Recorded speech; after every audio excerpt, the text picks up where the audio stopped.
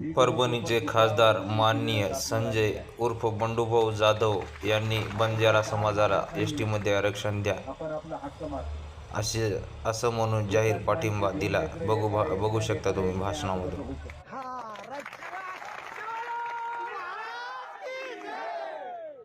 इकडं हैदराबाद गॅजेट मध्ये जर त्या भागामधल्या आपल्या समाजाला एसटीचं आरक्षण मिळत असेल तर मग आम्ही त्याच्यापासून वंचित का? कारण आम्ही देखील पूर्वी हैदराबाद मध्येच होतो.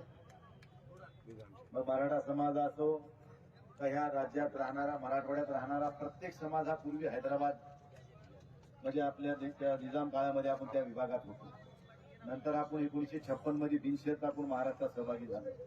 परंतु ज्या काही अटी शर्ती जे काही नियम हैदराबाद गॅजेट मध्ये त्या विभागात आपण असताना आपल्याला लागू होते तेच नियम निकष आपल्याला ह्या महाराष्ट्रात आल्यानंतर सुद्धा लागू राहायला पाहिजेत. ही वस्तुस्थिती आहे, परंतु ती अंतिम झालेली नाही. पण आज विनोद आडेच्या रूपानं मला वाटतं की समाज जागृत झालाय आपल्या म्हणायला हरकत नाही. विनोद आडे हा एकटा लढत नाहीये हे लक्षात ठेवा. विनोद आडे म्हणजे हा बंजारा समाज लढतो हे लक्षात ठेवा सगळ्यांना. आता आमचं काय झालंय, शिवाजी महाराज सगळ्यांना जन्माला या वाटतात पण शेजाऱ्याच्या घरात आपल्या नको. त्यामुळे आपण सगळ्यांनी भूमिका आता एक घेतली पाहिजे की विनोद आडे हा लढतोय की विनोद आडे नाही लढत, मी लढतोय. जोपर्यंत ही उदासी भावना बाळगणार नाही तोपर्यंत लढा यशस्वी होणार नाही. आणि म्हणून बंजारा समाजाला एसटी मध्ये समाविष्ट करावं.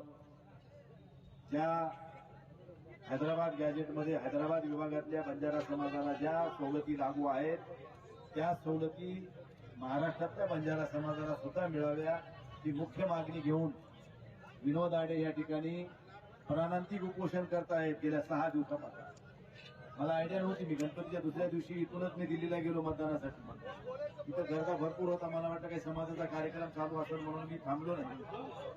आणि रात्री मी 12 वाजता आलो. मला आता कळालं सकाळी साईच्या ह्याच्या सगळ्याचे फोन आले विठ्ठलचा की असं असं आंदोलन चालू आहे तुम्हाला यावं लागतं. मी म्हणलं हा आता आलो. शेवटी लढा हे समाजाचा आहे, कोण्या व्यक्तीचा नाही. आणि कोण्या व्यक्तीच्या विरोधात नाहीये, कोण्या पक्षाच्या विरोधात नाहीये, कोणाच्या विरोधात सरकारच्या विरोधात लढा आहे. आणि कारण सरकार त्या सत्तेमध्ये बसलेल्या सरकारचं कर्तव्य आहे की त्यांनी लोकांच्या समस्या सोडवणं, लोकांची मागणी काय ते बघून घेणं आणि त्याच्यावर न्याय करणं ही सरकारची जबाबदारी असते आणि ती सरकारनं पार पाडावी यासाठी सगळा समाज एकवटलाय. मी समाजातल्या सर्व बंधू भगिनींचं मनपूर्वक स्वागत करतो. तुम्हाला खूप खूप शुभेच्छा देतो आणि तुम्हाला खात्री देतो की येणाऱ्या अधिवेशनात